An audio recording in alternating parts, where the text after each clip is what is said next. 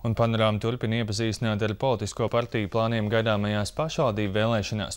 1. jūnijā gaidāmajās vēlēšanās 55 pašvaldībās Latvijā startēs arī Nacionālā apvienība Visu Latvijai Tēvzemei un brīvībai LNK.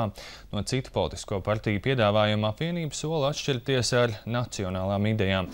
Rīgā tiek piedāvāts 63 kandidātu saraksts. Pirms 4 gadiem viņi Rīgas domē netika ievēlēti, bet tagad ir apņēmības pilni uzvarēt un uzskata, ka viņu Rīgas mēra amata kandidātas Baibas Brokas izredzes dienu no dienas pieaug. Kāpēc tā plašāk stāsta Madara Līcīte? Pat laban Rīgas domē nav Visu Latvijai Tēvzemei un brīvībai LNK deputātu frakcijas, bet tās domu biedri darbojas frakcijā Demokrātiskie patrioti.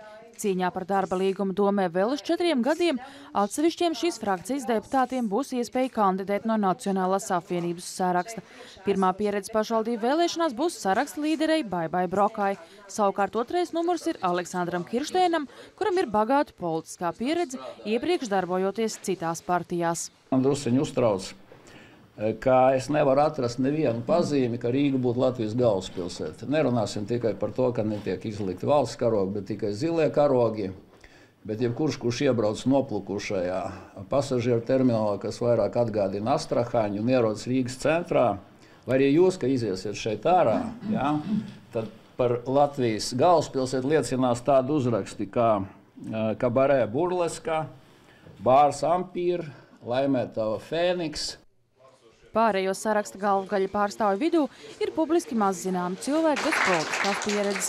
Piemēram, satiksmes un transporta nozares speciālists Ingus Kļaviņš, valsts policijas narkotika apkarošanas nodaļas vadītājs Kārlis Dombrovskis, uzņēmēji Ģirds Lapiņš un smalko aprindu kronikās manāmais Gundars Ūdris, kura pārziņā ir izklaidus bizness. Sarakstā ar pēdējo numuru ir arī bijušais studentu apvienības līderis Edvards Ratnieks. Apvienības kandidāti ir gatavi piedāvāt savu redzējumu darbam Rīgas domē. Kamēr valsts savelk jostu un dara visu, lai sabalansētu budžetu, tie ir ap 2%, tad Rīgas budžets ir mūsuprāt katastrofāls. Ja skatāmies pagājušo gadu, tur tas vēl nav oficiāli skaitļi 12. gadā, bet arī provizoriskie tie budžeti pēdējie apstiprinātie, arī tur ir 50 miljonu iztrūkums. Tiek apzināti uzkrauts šis iztrūkums nākamajiem sasaukumiem. Un tā nevar saimniekot Rīgā.